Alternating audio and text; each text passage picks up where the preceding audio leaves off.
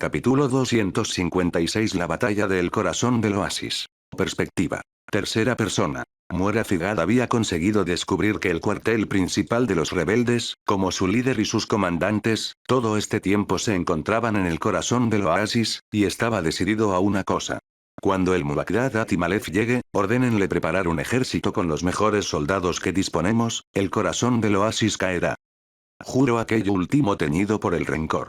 Su excelencia, por favor, reconsidérelo. El corazón del oasis fue decretado por la familia real del linaje Khaleesi como un patrimonio intocable del reino, afirmó uno de sus alnábil, asesinar a su gente, o a Amir Ayushkel o destruirlo. Nos condenarán a todos, seremos prácticamente declarados traidores y ejecutados con todos nuestros descendientes. Tonto. El sultán Muakkad al-Dub II Khaleesi está muerto. Y su único hijo Alistari al-Dub III Khaleesi se encuentra enfermo y moribundo, el cual pronto acompañará a su difunto padre al reino de la agonía junto a ese maldito de Akram Shatuel. Al menos ese traidor de Al-Naiz cumplió muy bien con esas labores que le encargue. Aseguro Muer, el linaje real de los Khaleesi llegará a su fin. Ya no tenemos que estar atados a sus ridículas reglas. Destruiré el corazón del oasis y eliminaré a los rebeldes desde su raíz. Entonces nada me detendrá y me convertiré en el nuevo sultán del reino de Kiatar. Cuando el Asim al-Nabil confesó sus planes, todos los al-Nabil a su alrededor replicaron a favor de sus palabras e ideal, acompañados con vítores. Las horas transcurrieron y ante Muer, el tercer Mubarak hace acto de presencia. Presentándose. El Mubarak Atimalef Flama del juez.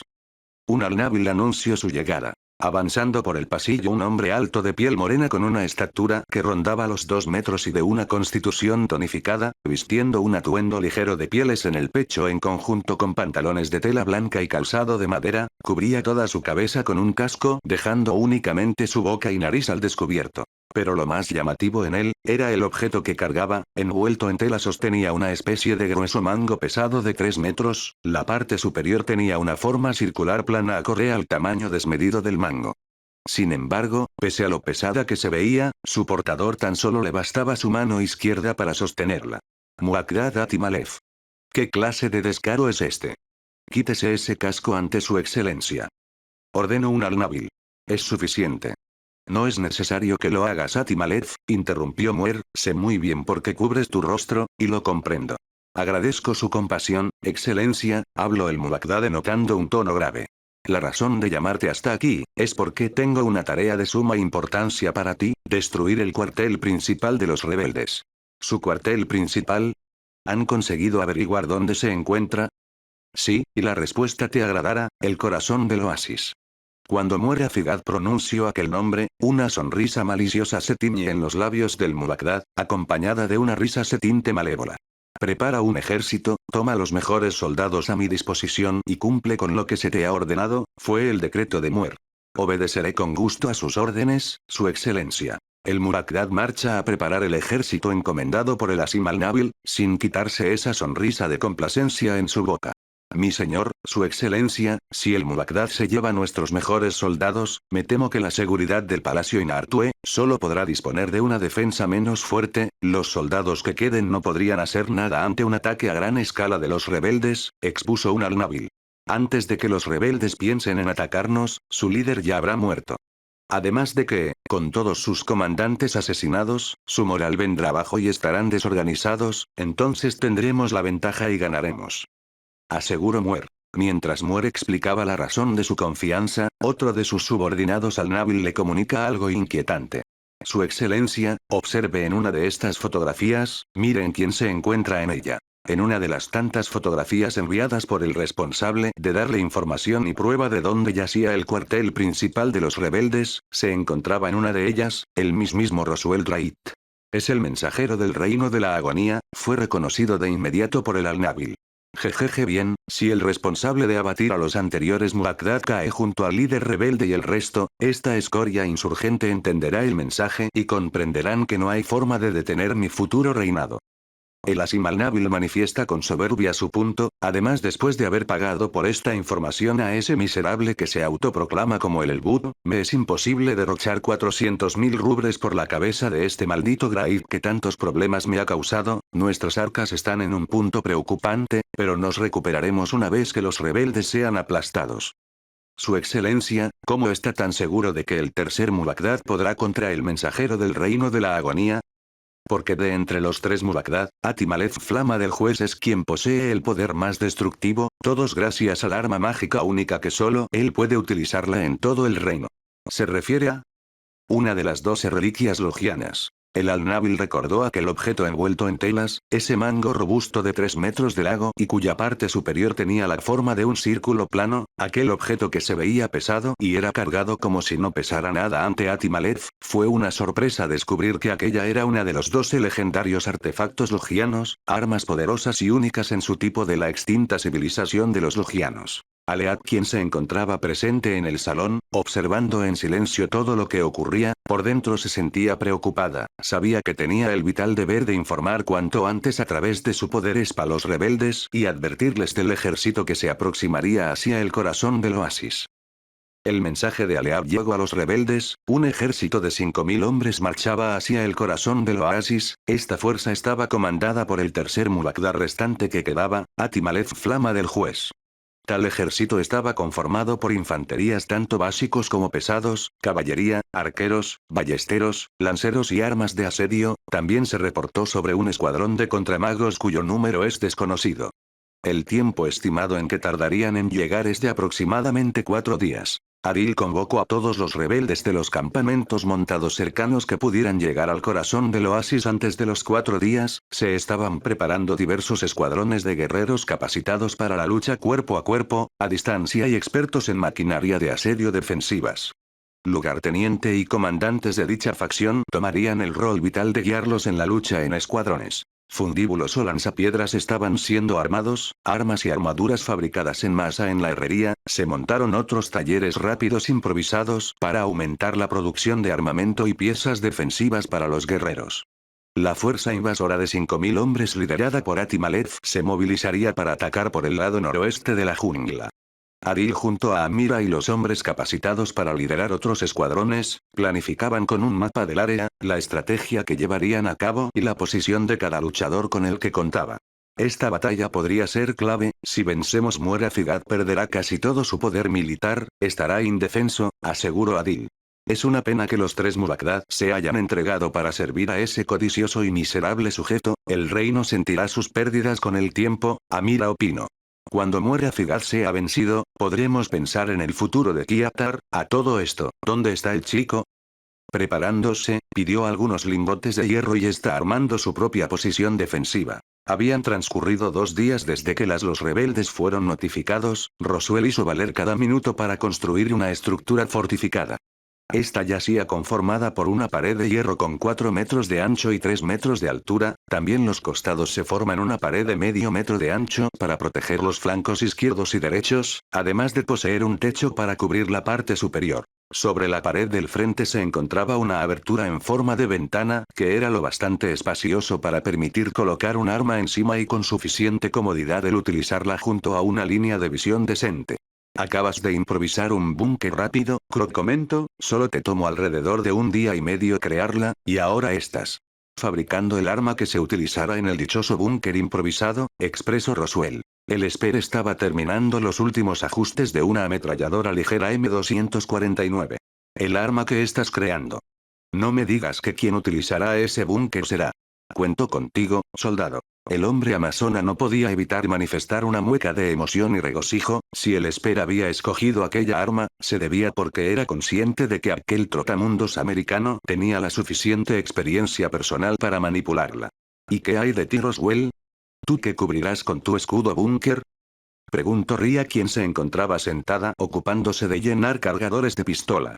Tú y yo dispondremos del escudo búnker para cubrirnos, mientras Croc hace uso del búnker improvisado. Por un lado, una M249 brindará fuego continuo, mientras recibe apoyo de disparos de un rifle francotirador M89. Señor, la idea era simplemente abatir en masa con la ametralladora y eliminar objetivos claves con el rifle. Ambas estructuras deberían ser lo suficiente resistente para lidiar contra flechas o incluso contra algunos impactos de armas de asedio ordinarios. Acabar primero con los ingenieros que utilicen las armas de asedio, sería lo más recomendado, agregó Croc. Ese es el plan en parte, Roswell concuerda. Entonces finalmente el tercer Mu-Baghdad aparecerá, dijo la Lupian.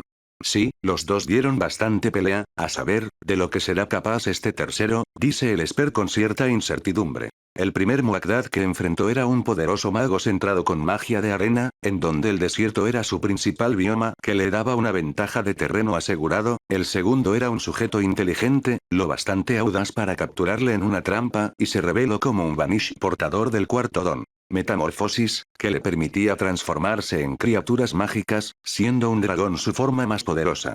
Sin embargo, no puedo decir que la situación no jugó a mi favor para haber conseguido lidiar contra ellos, desde contar con un arma especializado para enfrentar usuarios con habilidades sobrenaturales de arena o tener de mi parte un psi funcional para enfrentar a un dragón y toda su armada, pensó el Esper, no conozco todas las fortalezas de este tercer Mu-Baghdad.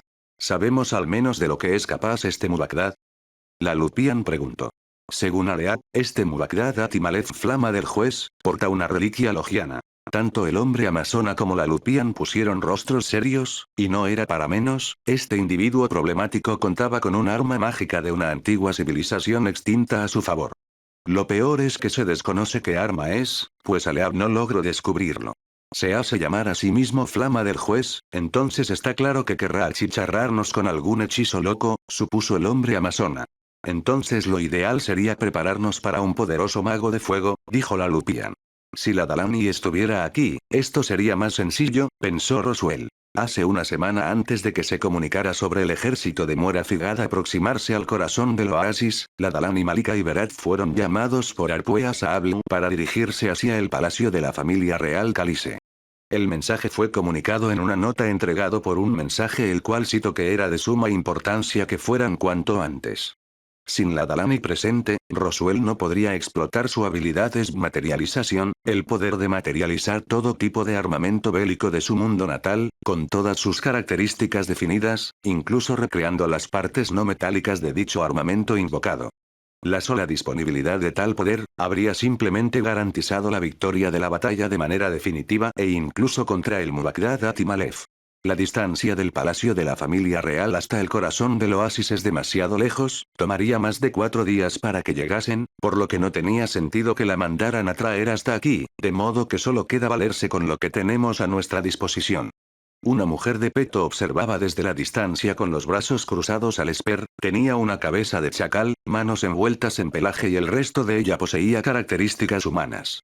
Namida, la semihumana y protectora de Amira, veía con desconfío y desprecio al Grave Esper, pronto una voz replica a sus espaldas. Deberías dejar a un lado tu indiferencia contra él. Al voltear, la semihumana se encuentra con el mago sin brazos quien yacía sentado con los ojos cerrados, Asim, un hombre de incontables cicatrices contundentes y cortes en un torso tonificado, pero su rasgo más llamativo eran su carencia de miembros superiores. Él no muestra ni un ápice de arrepentimiento por lo que le hicieron a Amira. No confió en los Graib, no después de lo que le hicieron a ella hace 10 años, dijo con sinceridad la semihumana con cabeza de chacal, podría traicionarnos en cualquier momento, podría lastimar a Amira. No todos los Graib son iguales, tú aprecias a Amira y él a su gente de su tierra natal. El mago sin brazos se pone de pie y retira, Namida mira unos momentos al Graib Esper sin quitarse esa imagen despectiva hacia él, luego procede a retirarse también.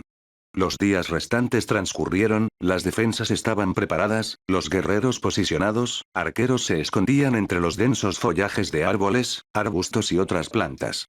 4 fundíbulos fueron construidos y montados en perfectos funcionamientos, fueron colocados entre los límites del desierto y la jungla. Adil ha visto por medio de un telescopio al ejército del Mu-Baghdad Atimalef aproximarse, se encontraba a una distancia de casi 2 kilómetros de su posición. El enemigo contaba con una fuerza de 5.000 hombres, mientras que los rebeldes lograron construir en esos 4 días, una fuerza estimada de 3.000 hombres. El ejército enemigo cesa su paso, estando solo a una distancia aproximada de 1 kilómetro de la posición de los rebeldes. Ha comenzado, dijo Adil. Minutos ocurren con las tropas invasoras aguardando sus órdenes, los nervios de los defensores se notaba entre sus combatientes más recientes, quienes no llevaban mucho tiempo en esta lucha, ya empuñaran arma blanca o arcos, esa inquietud se percibía con el temblarle de uno de sus brazos o pierna. Pronto a la vista un soldado enemigo se muestra sosteniendo un cuerno a la mano, el cual sopla anunciando el momento definitivo de iniciar la batalla, el ejército exclama con un grito de guerra al unísono, denotando sus ansias de luchar. El primero en salir son los escuadrones de caballería, una fuerza compuesta de 700 unidades de soldados en montura. La inmensa mayoría montaba sobre camellos equipados con protecciones de peso moderado en sus cuerpos y unos pocos utilizaban unas monturas bípedas con cabeza de hiena, de un pelaje pardo con manchas en conjunto a escamas y dos protuberancias en su cabeza en forma de cuerno, estos últimos eran monturas equipadas con armaduras pesadas y eran quienes lideraban al resto al posicionarse al frente.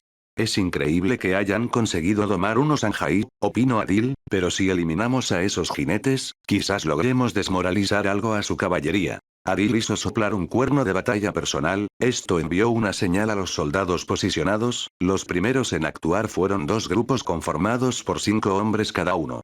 Los fundíbulos no fueron las únicas armas de asedio instalado, se crearon otras dos máquinas aparte. Estas dos tenían la ventaja de ser movilizadas por ruedas, con un alcance aproximado de 560 metros gracias a que en su mecanismo estaba potenciado por magia, su principio era disparar pesados pernos cargados con suficiente poder mágico para triturar armaduras pesadas potenciadas con magia.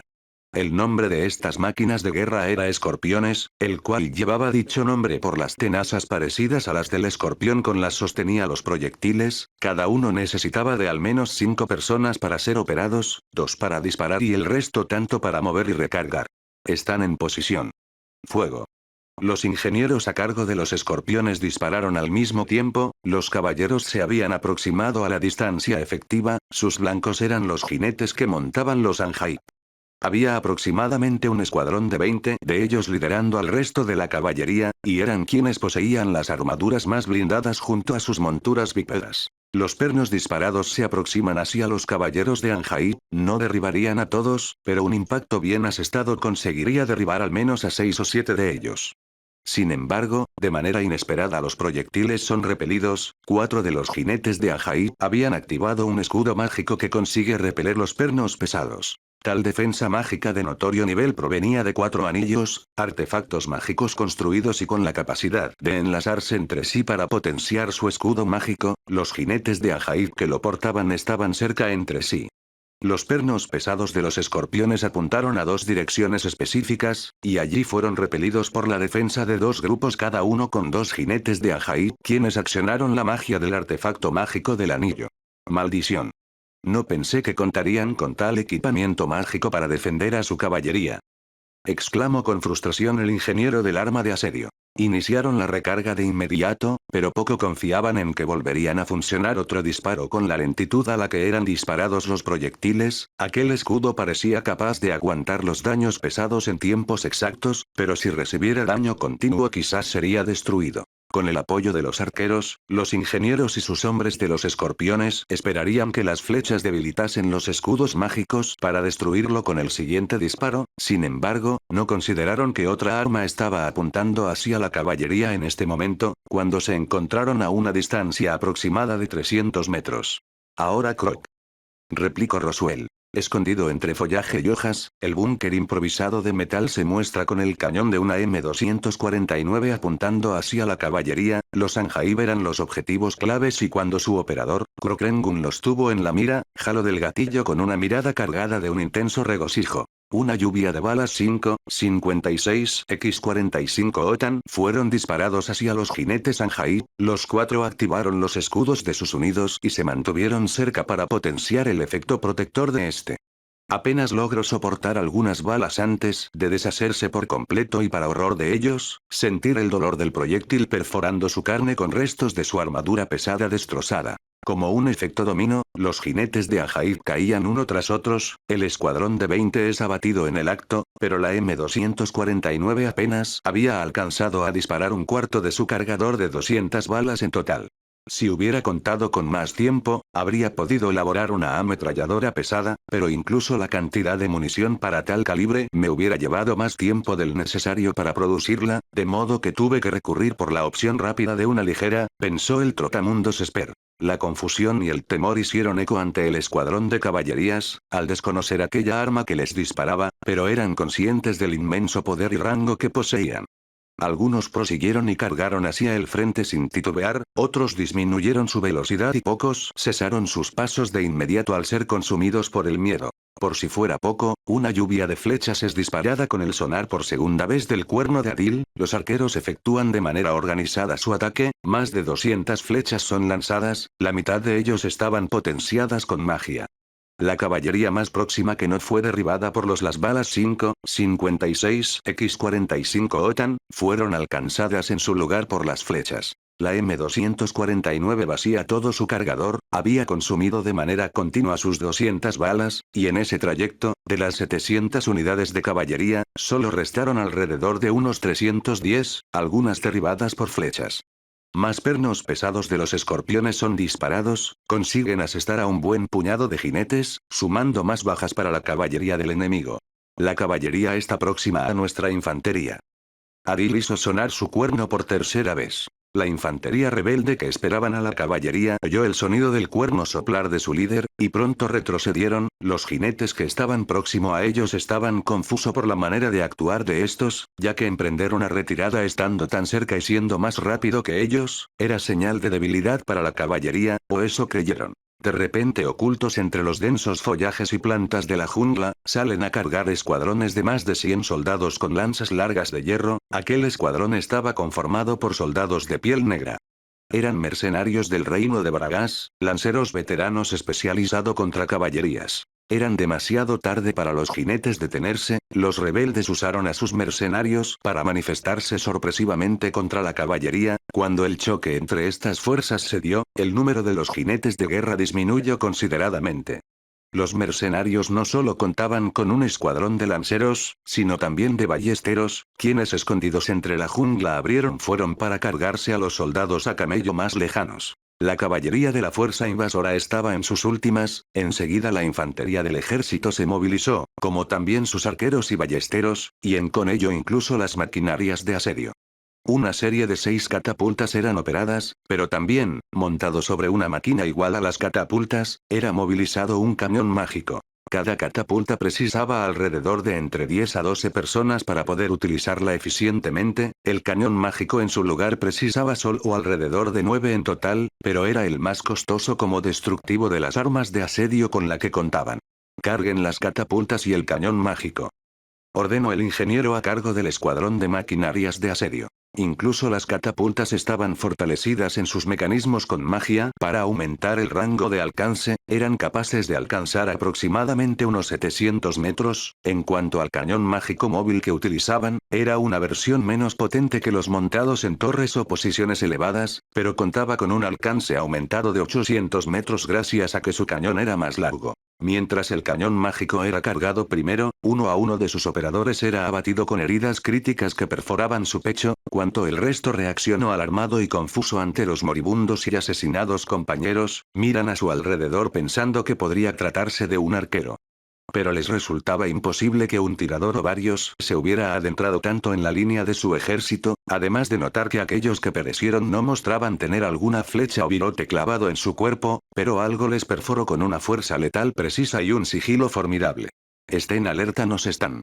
El último ingeniero del camión mágico es abatido, pronto quienes estaban a cargo de las catapultas fueron el siguiente blanco, pero en lugar de abatir a sus operadores, aquellos proyectiles letales fueron a dañar la maquinaria de guerra. Ya sea la palanca misma, la manivela o la llave para efectuar el disparo de la maquinaria, estos eran dañados y los ingenieros a cargo, nada podían hacer más que estar en total confusión. Las catapultas quedaron inutilizadas y les era imposible repararlos allí mismo. Máquinas de asedio neutralizadas, dijo Roswell Wright. Disparos con el rifle M89 señor eran efectuados desde la seguridad del escudo búnker montado y oculto con follaje, tenía el rol principal de brindar apoyo de fuego preciso a objetivos cruciales, en este caso a las máquinas de guerra del enemigo.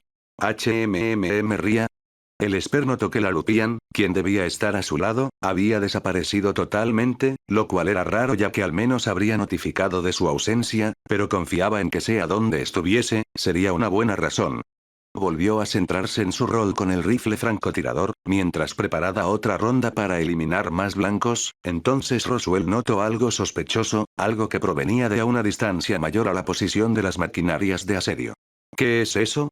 Algo brillante deslumbraba, no era ordinario en absoluto, sospechaba de magia desconocida, pero antes de que pudiera indagar un poco más con la mira de su arma, de pronto un rayo es disparado desde la procedencia de aquel brillo de índole mágico.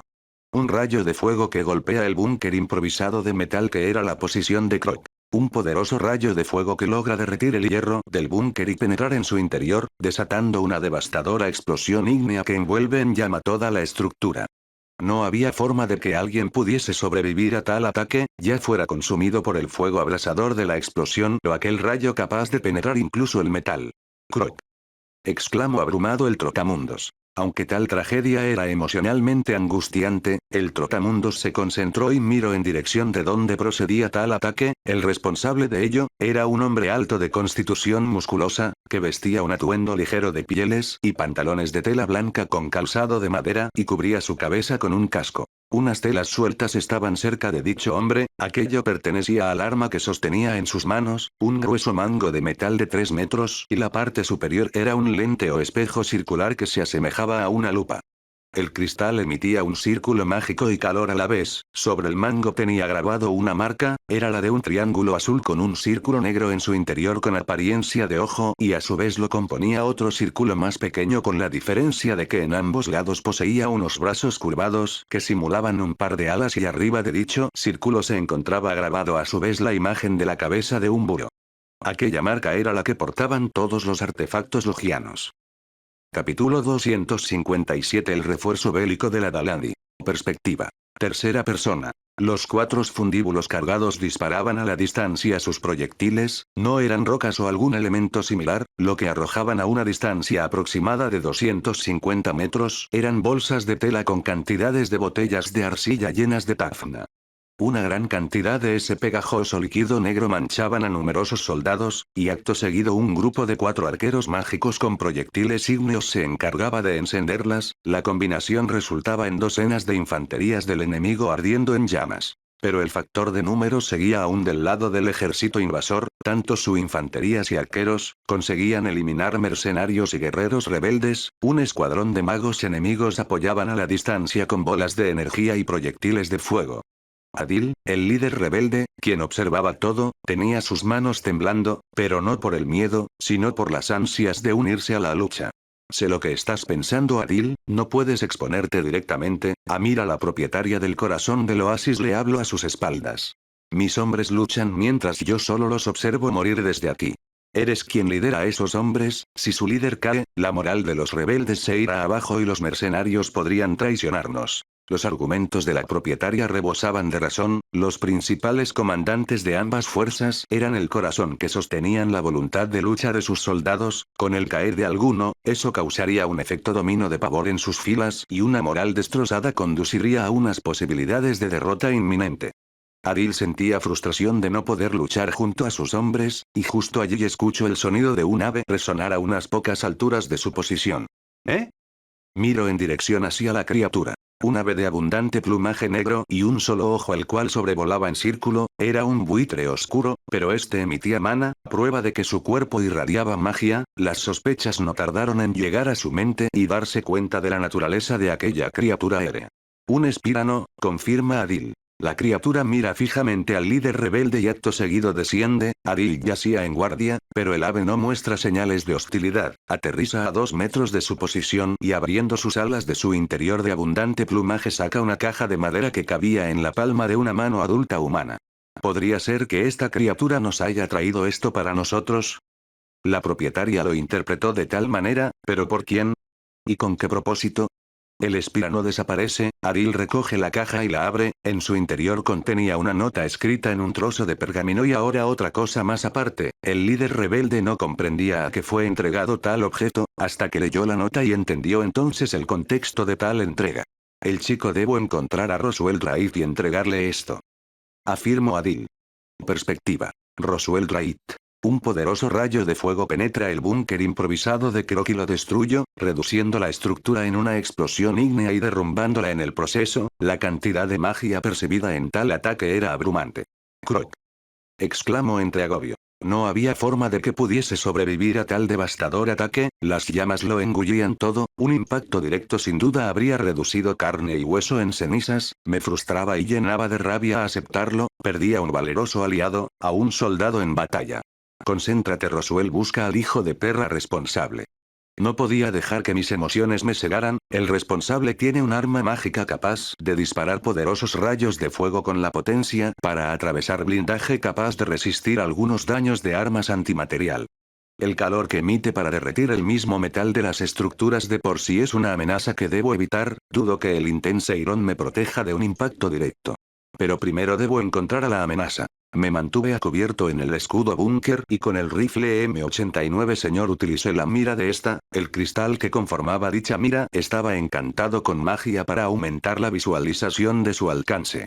Hice uso de toda la potencia de alcance que podía emitir dicha magia en el cristal, entonces a lo lejos pude verle. No hay duda. A la distancia me encontré con un hombre constitución fornida con una estatura aproximada de 2 metros, portaba un atuendo ligero de pieles y pantalones de tela blanca en conjunto a un calzado de madera y cubría su cabeza con un casco, pero lo más llamativo era aquello que sujetaba con su mano izquierda. Era un grueso mango de metal de 3 metros y la parte superior era un lente o espejo circular que se asemejaba a una lupa. Aquel cristal emitía un círculo mágico y podía notarse chispas ígneas salir de esta. Pero lo que llama poderosamente mi atención era la marca grabada sobre el mango de aquel ítem, del cual se observa un triángulo azul con un círculo negro en su interior con apariencia de ojo y a su vez lo componía otro círculo más pequeño con la diferencia de que en ambos lados poseía unos brazos curvados que simulaban un par de alas y arriba de dicho círculo se encontraba grabado a su vez la imagen de la cabeza de un búho. La marca de los artefactos logianos, entonces esa arma es uno de los 12 artefactos. Los 12 artefactos legendarios de los logianos, las armas inmortales que sin importar si son destruidas, volverán a renacer nuevamente en X lugar al azar. Cada arma posee sus propiedades y habilidades mágicas de alto nivel, pero la desventaja es que consume mucho mana y solo pueden ser utilizados por personas que sean compatibles con dicho artefacto. Dependiendo de la compatibilidad del usuario con el artefacto logiano, influye en el gasto de poder mágico y la potencia de su magia, en resumen, la capacidad de su dominio. Y ese malnacido ha demostrado poseer ataques poderosos empuñándola. Si ese sujeto posee un arma logiana, entonces es él, el tercer Mulakdad llamado como Atimalez quien es apodado a su vez como Flama del Juez, le hace honor a su nombre. El Murakdad se encuentra a una distancia mayor a la posición de las armas de asedio como las catapultas y el cañón mágico, calculando su distancia aquel artefacto logiano tiene un rango de alcance de casi 1 kilómetro. Me asombre. Un alcance considerable para un arma como esa, su forma de atacar me recuerda al principio de una lupa expuesta al sol, pero es evidente que carga su propia magia sin necesidad de este.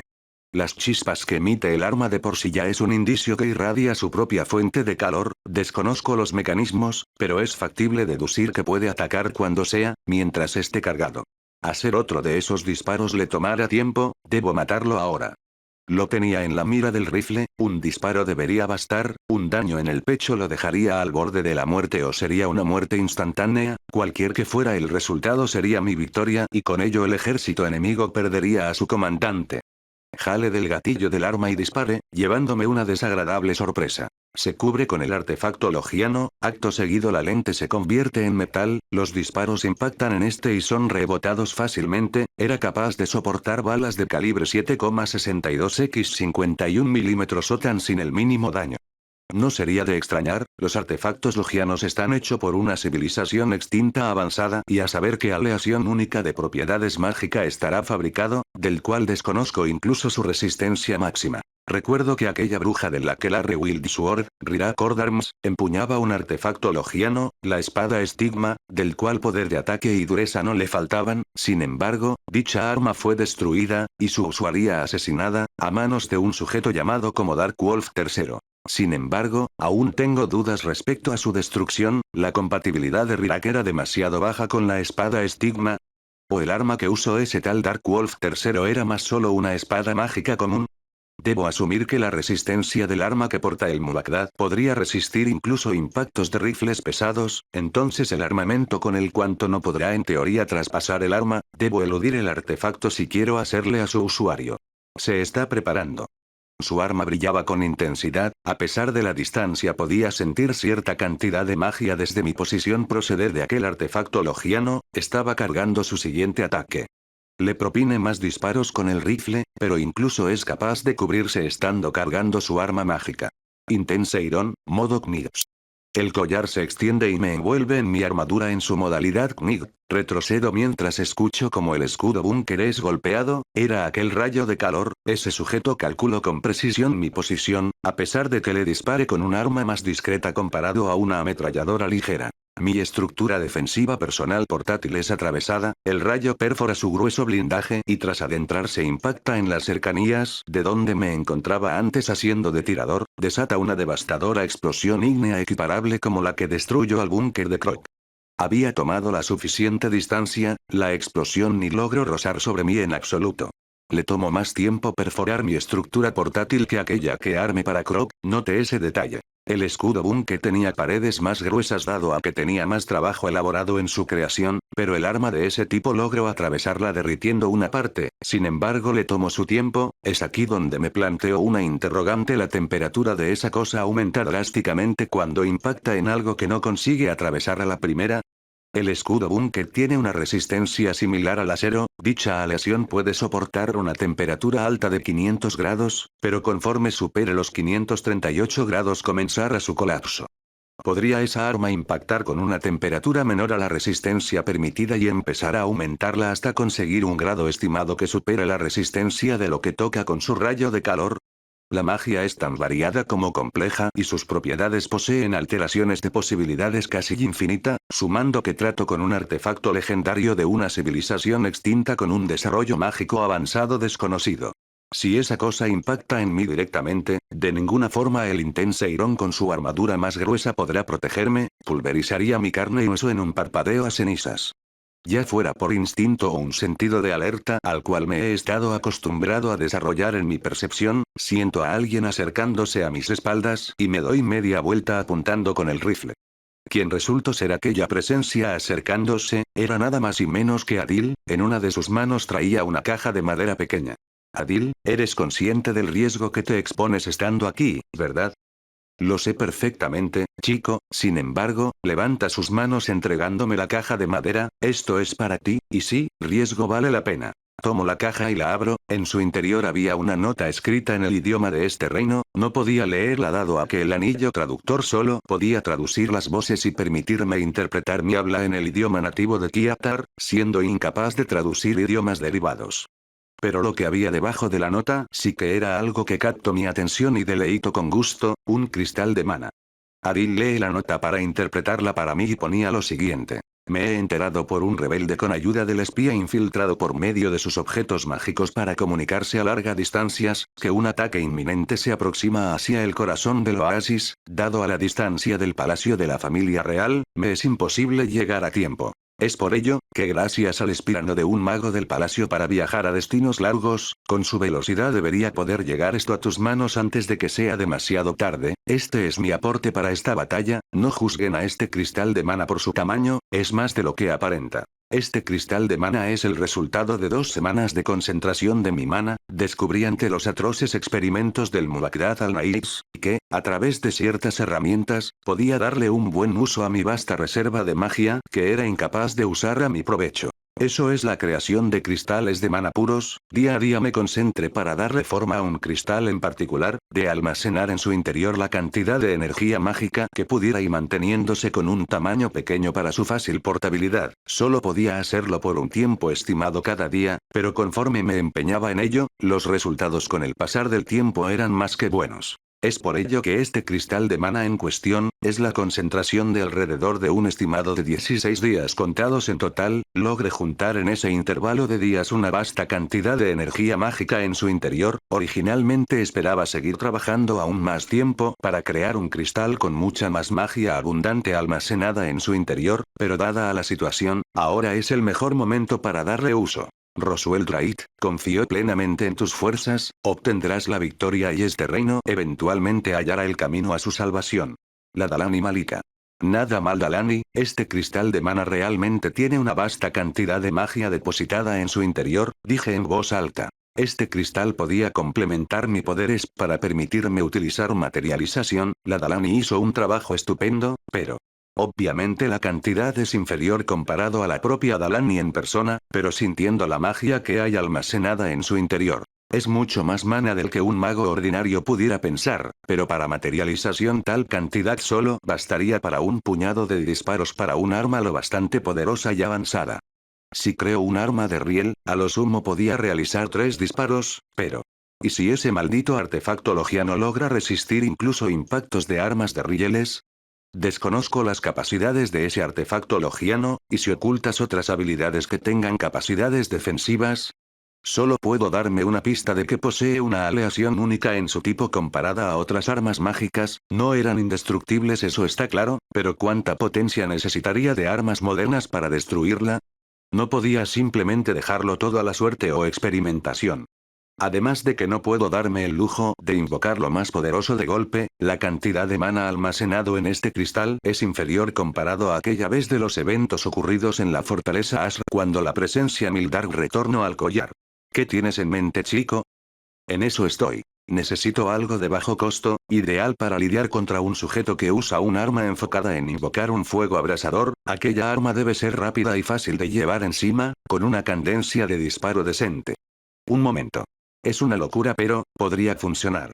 Se me ocurre un arma en mente, su costo y fabricación parecen más sencillas, lo único complejo son los químicos necesarios para funcionar, pero debería poder mantenerla materializada por un considerable tiempo con la cantidad de energía mágica que dispone este cristal de mana.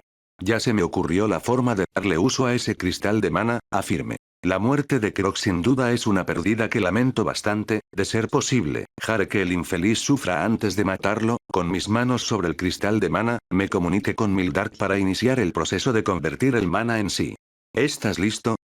Jejeje ya sé qué arma tienes en mente, mocoso, ¿estás seguro de que es una buena idea?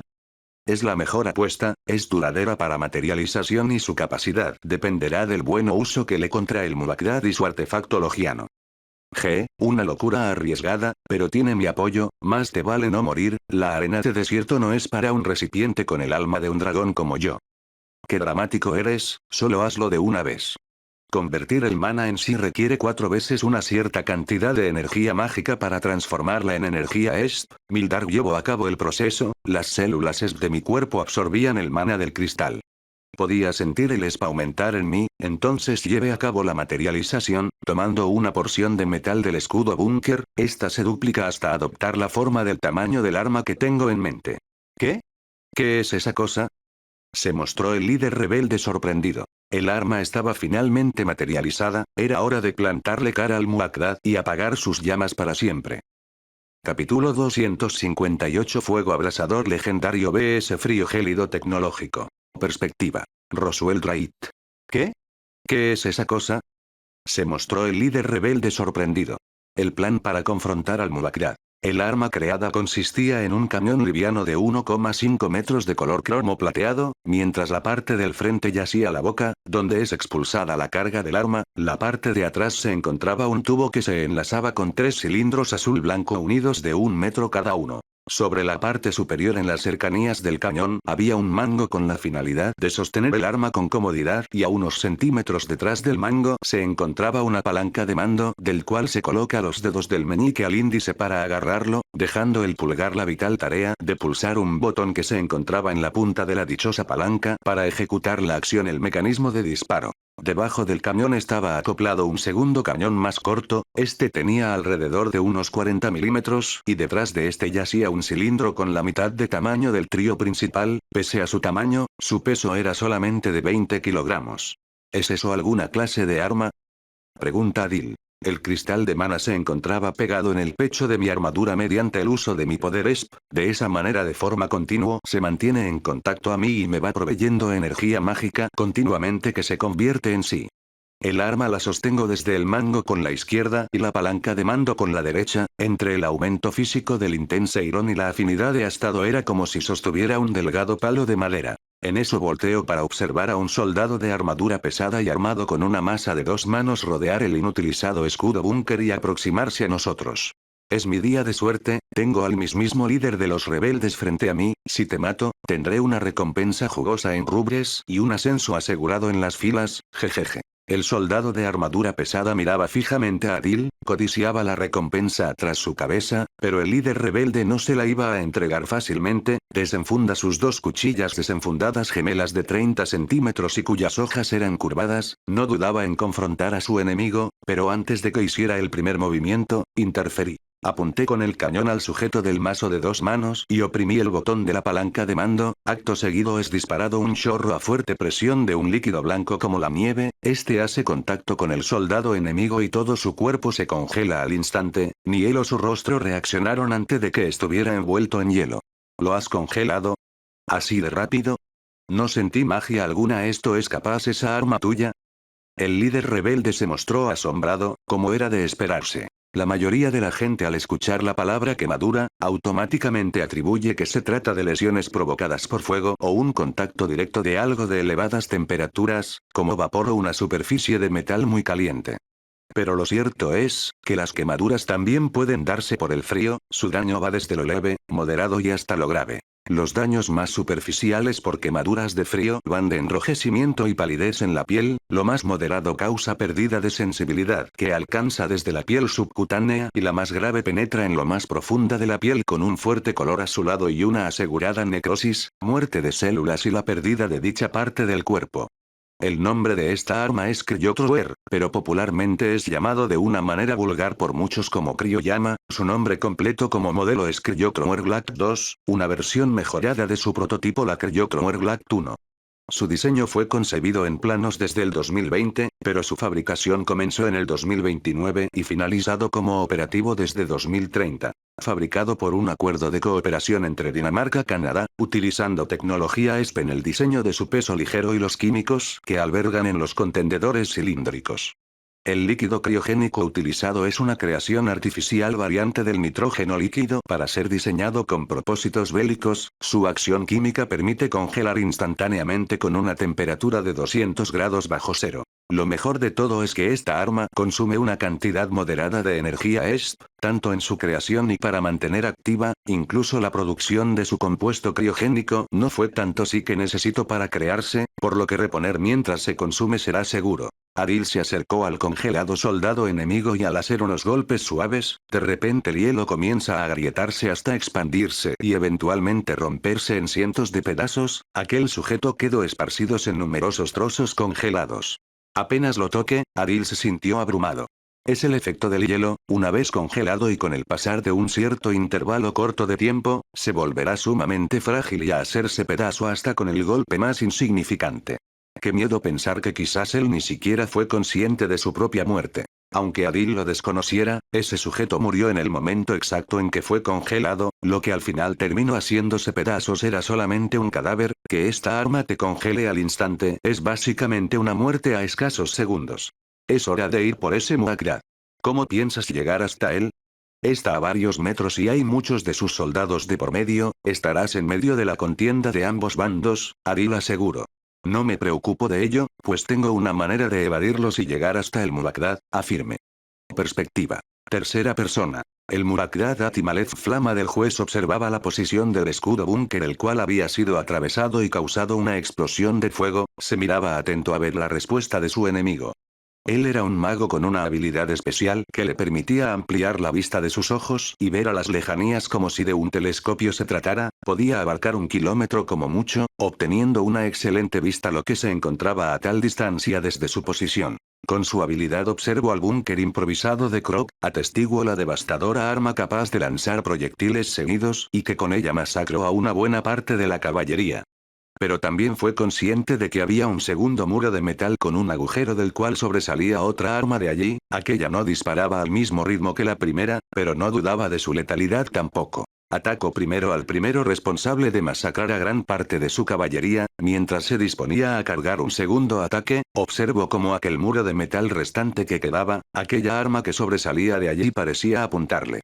Su intuición fue correcta, se cubrió con su artefacto logiano, confiaba en que tal arma legendaria no sería destruida fácilmente y ciertamente no fue afectado por el ataque de aquel tirador lejano. El Murakdad ante ese ataque concluyó algo, que aquel tirador era tan peligroso como quien manejaba el arma devastadora capaz de arrasar con la caballería fácilmente, porque este tirador tenía un amplio rango de disparo y con discreción podría eliminar a cuantos quisiera.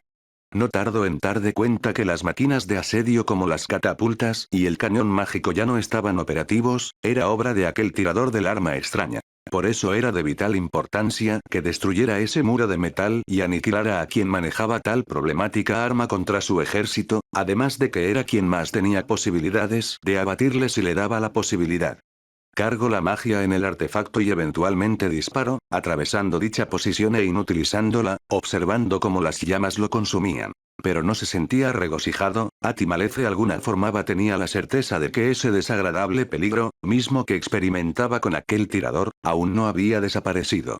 Los ataques de la devastadora arma de fuego continuo y de aquel con amplio rango habían cesado, pero esa intranquilidad persistía en él.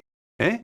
Entonces con su habilidad de vista lejana lo notó, algo veloz, algo muy rápido se desplazaba evadiendo a los ejércitos combatiendo, este individuo quien fuera portaba una armadura negra, tal descripción le resultaba sumamente familiar. Se desplazaba hacia la posición del Murakdad, a una velocidad estimada de 120 km por hora. Y en cuestión de poco tiempo, se encontraba a tan solo 100 metros de distancia de su posición, aquel individuo de armadura negra tenía un casco con la semejanza a las utilizadas en motos, las piernas estaban dotadas de una apariencia felina y sobre el pecho estaban grabadas las iniciales ML. «¿Eres tú?» El Murakdad le reconoció, mensajero del reino de la agonía, Roswell Wright. Roswell le apuntó con la Cryotrower y presionó el botón de la palanca de mando, disparando un chorro hacia la posición del Murakdad, este con ambas coloca su artefacto en el suelo y magia emana en su cuerpo. Aquella magia toma la forma de fuego, chispas sobrenaturales surgen a su alrededor y un escudo se erige sobre él. El chorro de carga criogénica impacta contra la defensa mágica de Atimalez, el impacto entre ambos elementos produce vapor abundante que se disipa en instantes. El Esper cesa su disparo y el Murakdad cancela su protección mágica, Roswell fue incapaz de superar aquella defensa. Un escudo mágico de fuego, pero el calor que produce viene de esa cosa, concluyó el trotamundos mirando al artefacto legendario, como se esperaba de un arma creada por una civilización avanzada mágica extinta, me dará más problema de los que ya tengo. En su percepción de la magia, Roswell fácilmente se percata de que ese fuego invocado para envolver al Murakdad a modo de escudo era suministrado por el artefacto logiano, pero para que pudiera soportar el gélido frío del disparo de su arma, su oponente debe estar envuelto en un calor elevadísimo en términos de temperaturas altas. Pero ¿cómo hacía para resistir tanto calor? Estaba claro que el Murakdad ya utiliza esa técnica defensiva desde antes, la cuestión viene de acaso las altas temperaturas del artefacto logiano no le afectan al envolverle.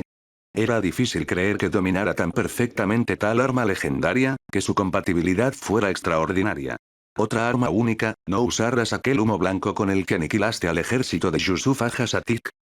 Preguntó Atimalez. Aquel Murakdad era consciente del peligro que representaba el mensajero del reino de la agonía, estaba informado de que era un joven Grave equipado con una armadura negra, utilizaba artilugios de combates únicos muy poderes, tal muestra era aquel humo blanco capaz de aniquilar un ejército entero de 3000 hombres.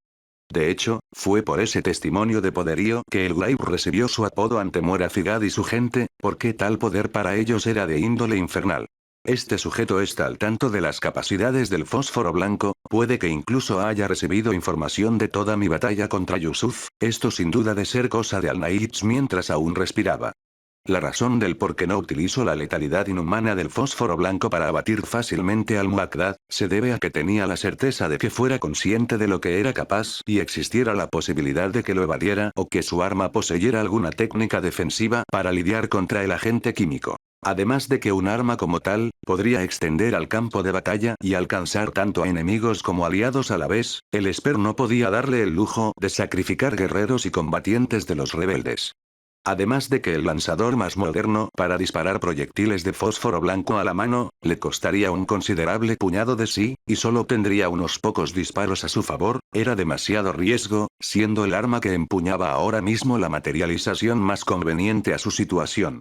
Su defensa de fuego no es invencible, tiene que tener algún punto débil. El Esper sale de sus pensamientos al esquivar una serie de proyectiles que se aproximaron por uno de sus flancos, la velocidad de reacción del Intense Iron modo Jetlex era más que suficiente para evitar dichos ataques.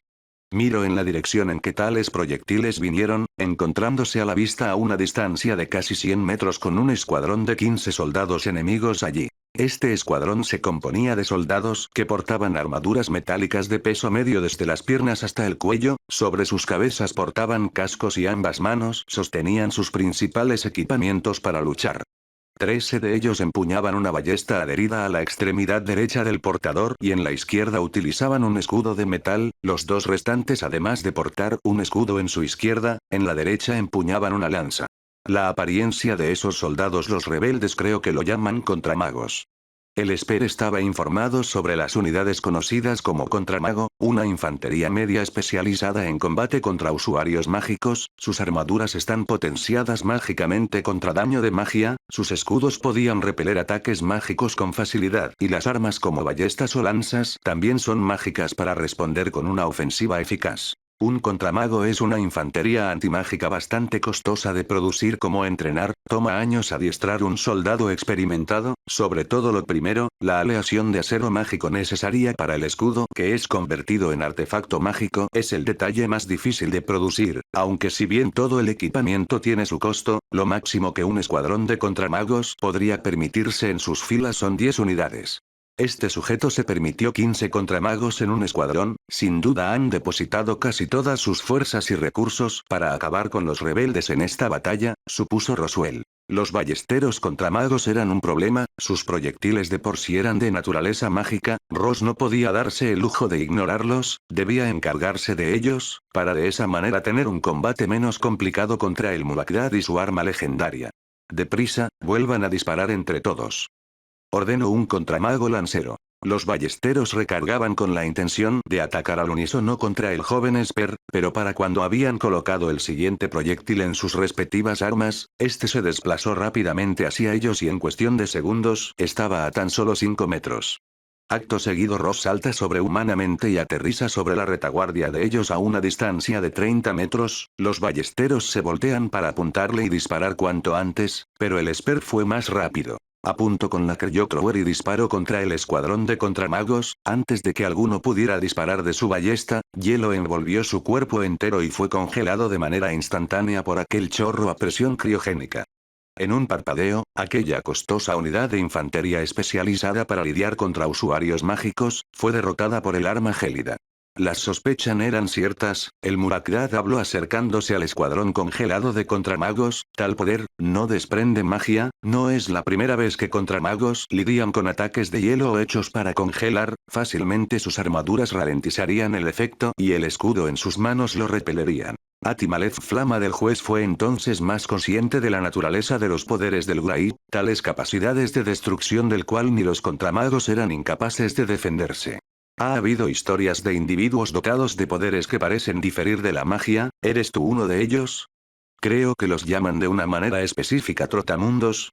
Roswell no mostraba ni un ápice de asombro de que el Mulakdad lo supiera, era consciente de que, si confrontara a un enemigo en batalla utilizando sus artilugios, existiera la posibilidad de que descubriera su identidad como tal, pero al ser un enemigo, tenía la oportunidad de eliminarle y que dicho secreto no se esparciera.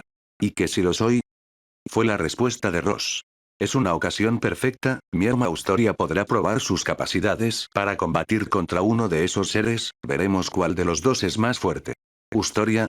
¿Ese es el nombre de ese artefacto logiano?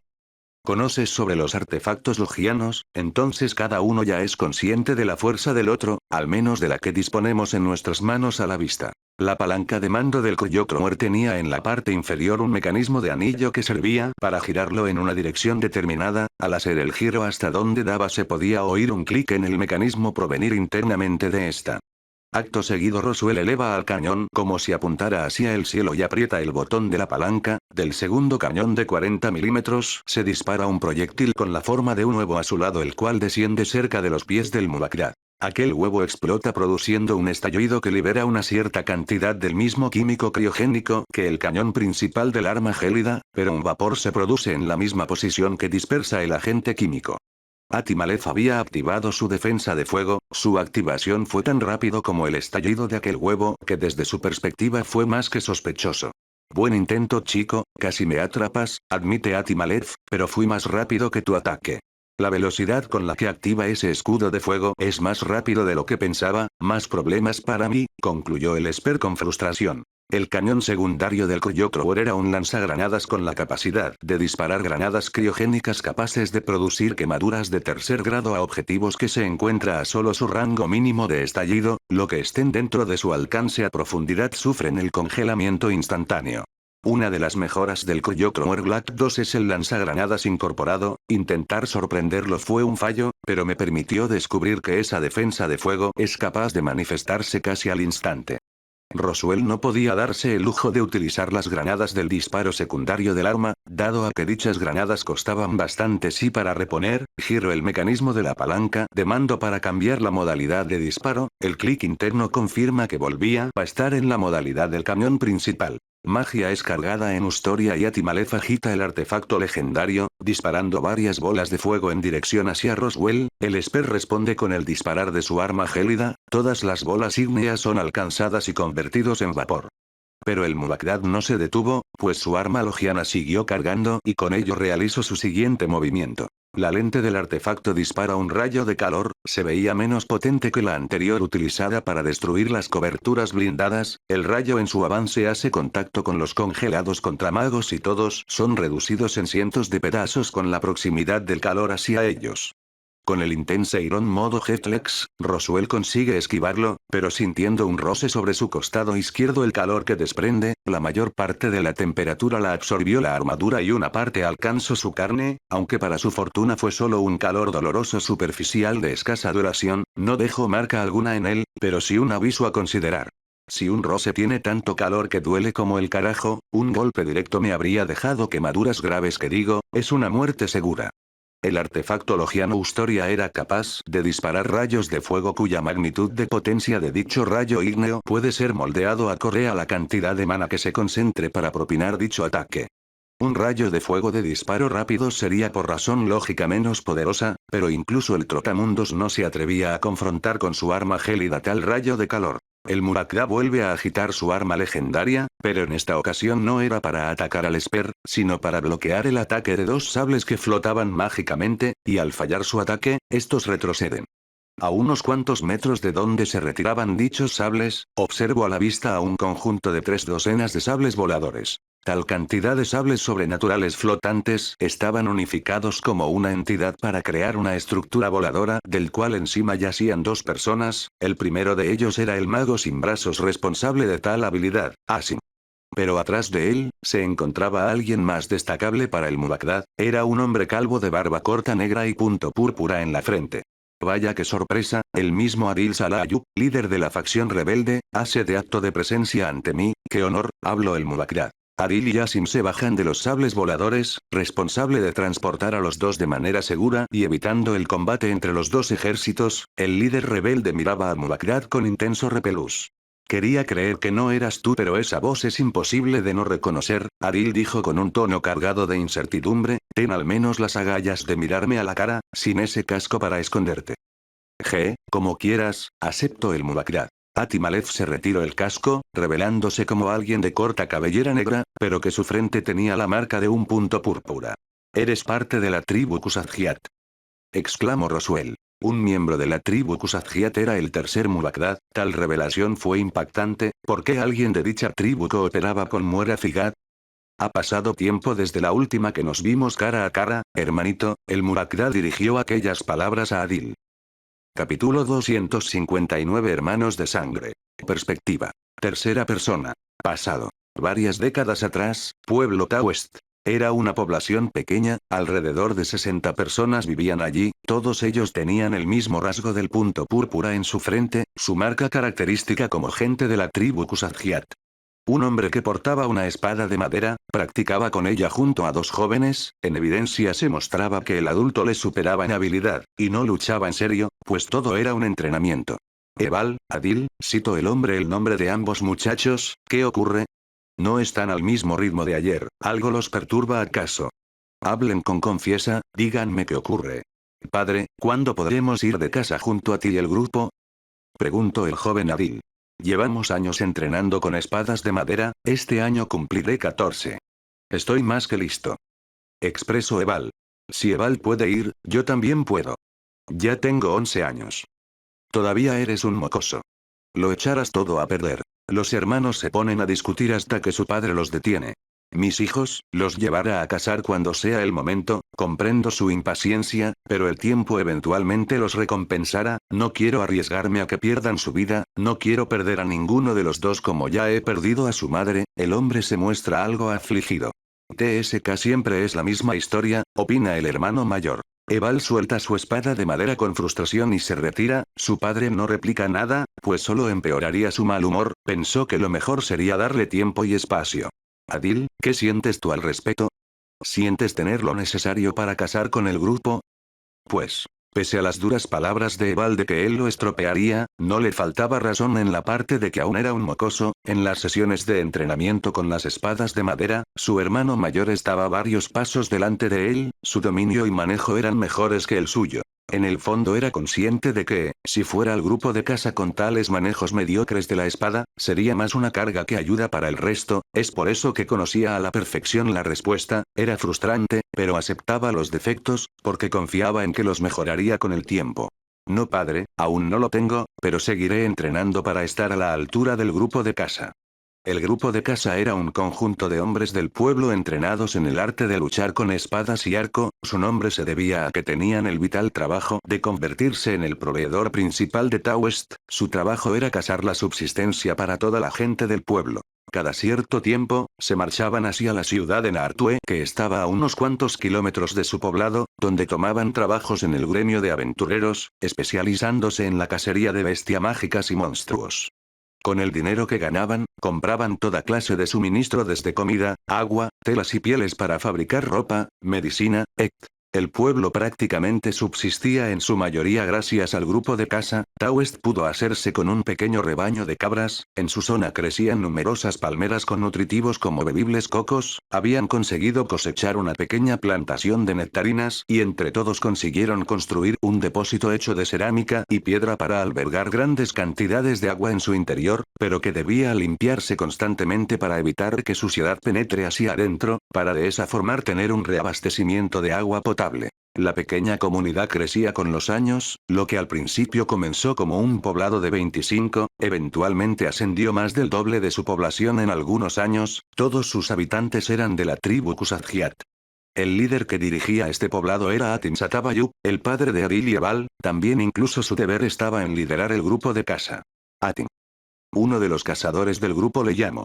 Se acerca la hora de marchar con el grupo de casa, Atim comunicó, iré a ayudar en los preparativos, y luego volveré para despedirme de ustedes. El grupo de casa estaba actualmente conformado por 8 hombres del pueblo, todos adiestrados en el combate, la naturaleza Kusatgiat les provee del don de la magia, pero solo pocos consiguen explotar su poder y desarrollar una habilidad mágica, algunos optan por mejorar su fortalecimiento mágico.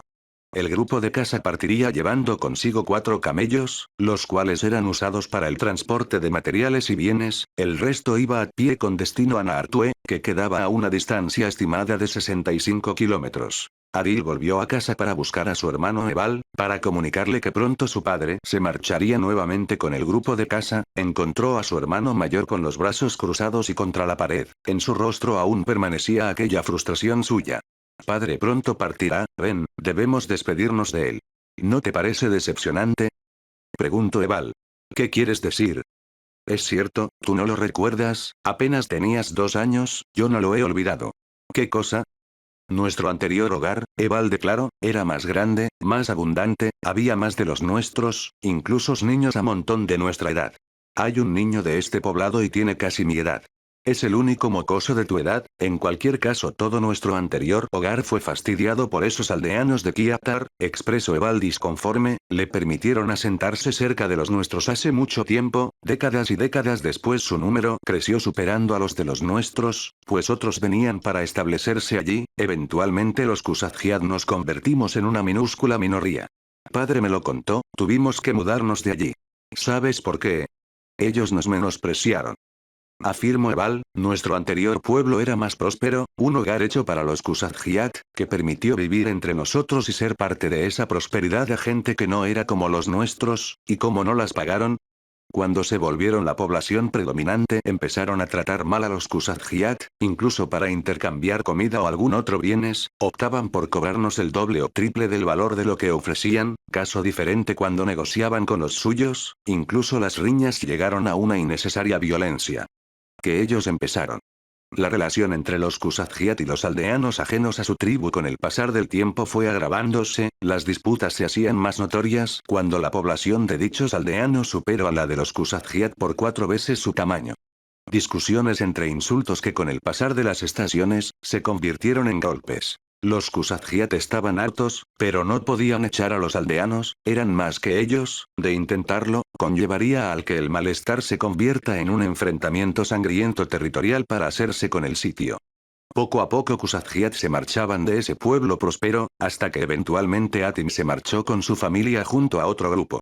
La caravana a la que iba nuestro grupo fue atacada por bandidos en el camino, fue en una noche madre estaba a mi lado y ella, Eval cierra sus puños y con ira apretaba sus puños, es injusto, pero lo entiendo, los Kusatjiat somos débiles, necesitamos poder, solo de esa forma nuestra tribu sobrevivirá. El joven Adil tenía cierto temor por su hermano mayor, sus palabras y la ira en su interior gestante de malos recuerdos, pero solo era el principio.